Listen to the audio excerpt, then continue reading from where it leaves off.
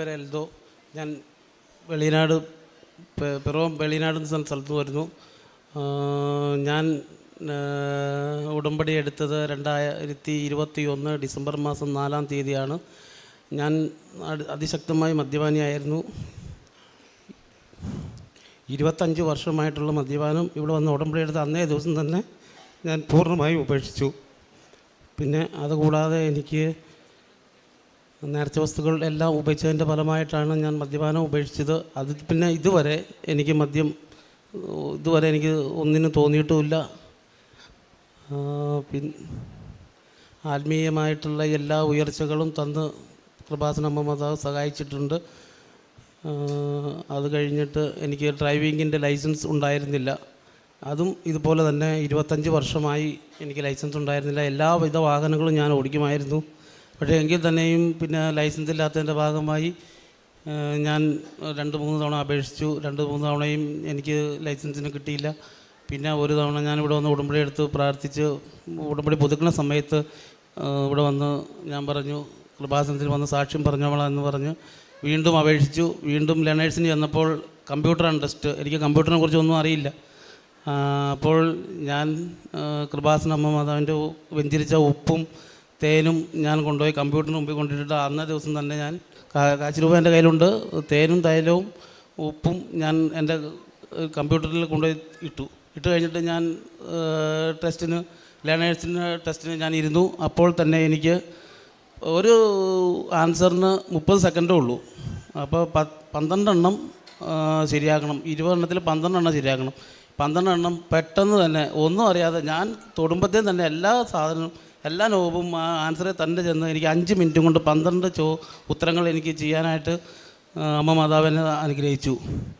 പിന്നെ അത് കഴിഞ്ഞ് ഞാനിവിടെ ഉടമ്പടി എടുത്തു വന്നപ്പോൾ എൻ്റെ കാശ് രൂപ എൻ്റെ കയ്യിൽ നിന്ന് നഷ്ടപ്പെട്ടായിരുന്നു. ഒരു ദിവസം രാത്രി ഞാൻ എൻ്റെ സൈറ്റിൽ എനിക്ക് കൂലിപ്പണിയാണ്. അപ്പോൾ ഞാൻ എൻ്റെ സൈറ്റിൽ നിന്ന് പോകുന്ന സമയത്ത് പല കടകളിലും കയറിയപ്പോൾ പോകല്ലായിരുന്നു കാശ് രൂപം കടന്നത്. അപ്പോൾ ഞാൻ ആ കാശ് രൂപ പൈസ എടുക്കുന്ന സമയത്ത് കാശ് രൂപ എൻ്റെ കയ്യിൽ നിന്ന് എവിടെയോ പോയി. ഞാൻ വീട്ടിൽ വന്ന് നോക്കുമ്പോൾ കാശ് രൂപ എൻ്റെ കയ്യിലില്ല. ബാക്കിയെല്ലാം എൻ്റെ കയ്യിലുണ്ട്, എൻ്റെ പോക്കറ്റിലുണ്ട്. ഞാൻ അപ്പോൾ തന്നെ സാധനങ്ങളെല്ലാം വീട്ടിൽ കൊണ്ടുവച്ചാൽ ഞാൻ തിരിച്ച് നേരെ എൻ്റെ അർദ്ധരാത്രി ഒരു 8 മണിയായി കാണും. ഞാൻ വീട്ടിൽ നിന്ന് ഇറങ്ങി നേരെ എൻ്റെ സൈറ്റിൽ പോയി കയറിയ കടകളെല്ലാം കയറി എല്ലായിടത്തും അവിടെ ഒന്നുമില്ല.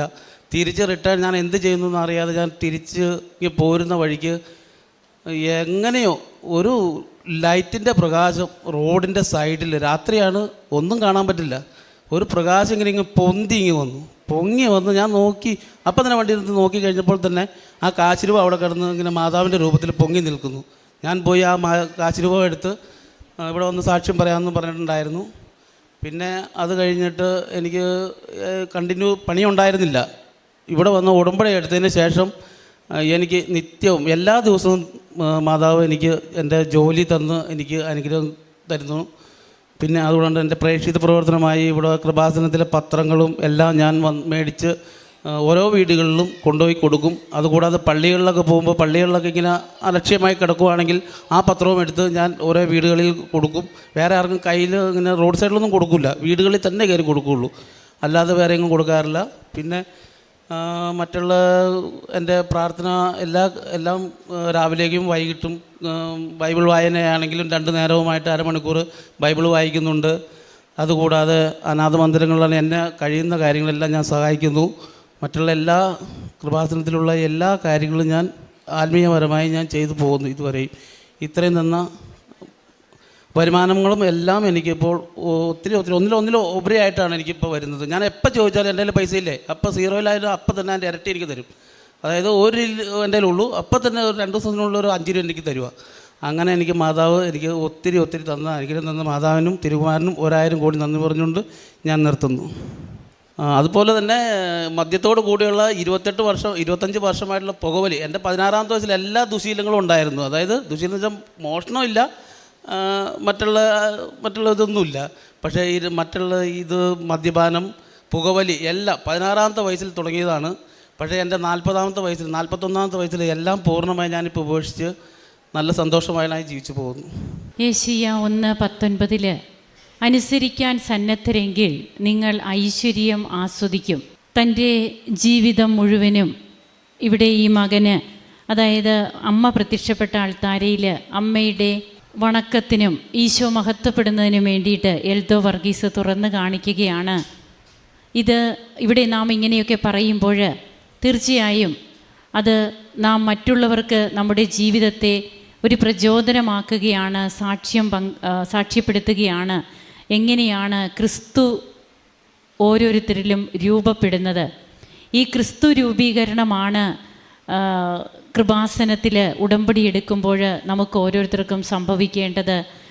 അതിന്ന് അൾത്താരയിലൂടെ നാം കേൾക്കുകയാണ്. തൻ്റെ ജീവിതത്തിൽ ക്രിസ്തു എങ്ങനെ രൂപപ്പെട്ടു, താൻ എങ്ങനെയുള്ള ആളായിരുന്നു, എന്നാൽ തൻ്റെ 16 വയസ്സിൽ തുടങ്ങിയ തൻ്റെ ദുശീലങ്ങളൊക്കെ അതെന്തെല്ലാമാണെന്ന് നാം വ്യക്തമായിട്ട് കേട്ടു. അതിനെല്ലാത്തിനും പൂർണ്ണമായിട്ട് മാറ്റം വന്നു. 3 വർഷമായിട്ട് തനിക്കിതൊന്നും തന്നെ ഇപ്പോൾ യാതൊരു രീതിയിലും ബാധിക്കുന്നില്ല. അത്രയേറെ സ്റ്റേബിളാണ്. എത്രയോ ധ്യാനങ്ങൾ നാം കൂടി കാണണം, എവിടെയൊക്കെ പോയി പ്രാർത്ഥിച്ച് കാണണം, ഇങ്ങനെയൊക്കെയുള്ള ഓരോ കാര്യങ്ങൾക്ക്. എന്നാൽ കൃപാസനത്തിലെ ഉടമ്പടി അതെന്തുകൊണ്ട് മക്കളെയൊക്കെ സ്വയം അവർക്ക് ബോധ്യം വരികയാണ്. ആരുടെയും നിർബന്ധമല്ല, ആരും പറഞ്ഞു വിട്ടിട്ടല്ല, സ്വയമായിട്ട് ഉടമ്പടിയെടുത്ത് ജീവിത വിശുദ്ധീകരണം വരുന്നു. അതുകൊണ്ട് തന്നെയാണ് അനുസരിക്കാൻ സന്നദ്ധരെങ്കിൽ ഐശ്വര്യം ആസ്വദിക്കുമെന്ന് തിരുവചനം പറയുക. നാം ദൈവത്തോട് നാം കൊടുക്കുന്ന വാക്ക്, അതിൽ ഉടമ്പടി നേർച്ച വസ്തുക്കളൊക്കെ നമ്മെ എങ്ങനെയാണ് ഔഷധമായിട്ട് ഓരോ വ്യക്തികളെയും ശക്തിപ്പെടുത്തുന്നത്.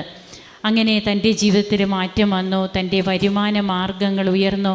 താനൊരു കൂലിപ്പണി ചെയ്യുന്ന മകനാണ്. എന്നാൽ ഇന്ന് തനിക്ക് പൈസയ്ക്ക്, അതായത് തനിക്ക് പണിയെടുത്ത് തനിക്ക് പൈസ സമ്പാദിക്കുവാനായിട്ട് ആരോഗ്യവും അതുപോലെ പണി ചെയ്യുന്നതിനുള്ള സാഹചര്യങ്ങളും ദൈവം ഒരുക്കുന്നു. കമ്പ്യൂട്ടർ അറിയത്തില്ലാത്ത മകൻ എങ്ങനെയാണ് കമ്പ്യൂട്ടർ ടെസ്റ്റ്, അതും എത്ര പെട്ടെന്ന് 12 ക്വസ്റ്റ്യൻസൊക്കെ നിമിഷ നേരം കൊണ്ട് പറഞ്ഞതിലും നേരത്തെ തീർക്കേണ്ട സമയത്തിലും നേരത്തെ എക്സാം പൂർത്തിയാകുന്നു. ഇതൊക്കെ തനിക്ക് ചെയ്യാൻ സാധിച്ചത് ഉടമ്പടിയെടുത്ത ഉടമ്പടിയുടെ മകനായതുകൊണ്ടാണ്. അതുകൊണ്ട് തന്നെയാണ് എൽദോ വർഗീസ് ഇന്നിവിടെ വന്ന് എല്ലാവരുടെയും മുൻപിൽ തൻ്റെ സാക്ഷ്യം പങ്കുവയ്ക്കുന്നതും. അങ്ങനെ ഇന്ന് താൻ ആത്മീയമായിട്ട് എത്രയേറെ ഉയർന്നു വളർന്നു. അതുപോലെ കാശുരൂപം നഷ്ടപ്പെടുമ്പോൾ പോയത് പോകട്ടെ എന്നല്ല, അതിന് തേടി പുറപ്പെടുകയാണ്. 100 ആടുകളിൽ ഒരെണ്ണം നഷ്ടപ്പെട്ടാൽ 99നെയും നിർത്തിയിട്ട് ആ നഷ്ടപ്പെട്ടതിന് പിന്നാലെ പായുന്ന ഇടയൻ, ആ ഇടയൻ്റെ മനോഭാവം, അതാണ് ഈശോയുടെ നിലപാട്. തൻ്റെ അമ്മയുടെ കാശുരൂപമാണ് നഷ്ടപ്പെട്ടത്, അത് തനിക്ക് സ്വത്താണ്, ആസ്തിയാണ്, സമ്പത്താണ്.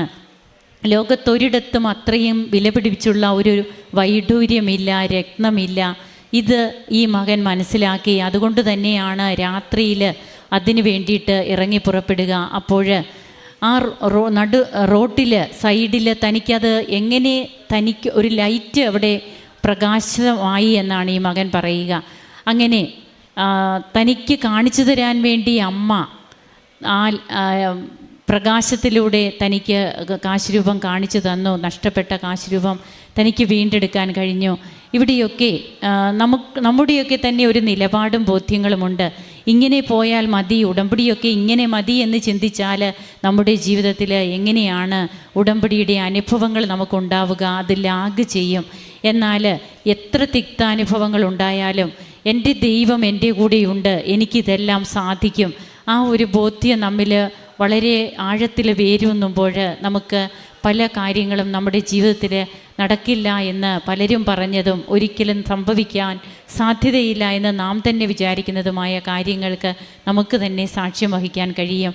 ഇന്ന് എത്രയും ചാരിതാർത്ഥ്യത്തോടെ നന്ദിയോടെ ഈ അൾത്താരയിൽ ഈ മകൻ സാക്ഷ്യം പങ്കുവയ്ക്കുമ്പോൾ നമുക്കും കരങ്ങളടിച്ച് ദൈവത്തെ ആരാധിക്കാം, മഹത്വപ്പെടുത്താം. യേശുവേ നന്ദി, യേശുവേ സ്തുതി, യേശുവേ ആരാധന.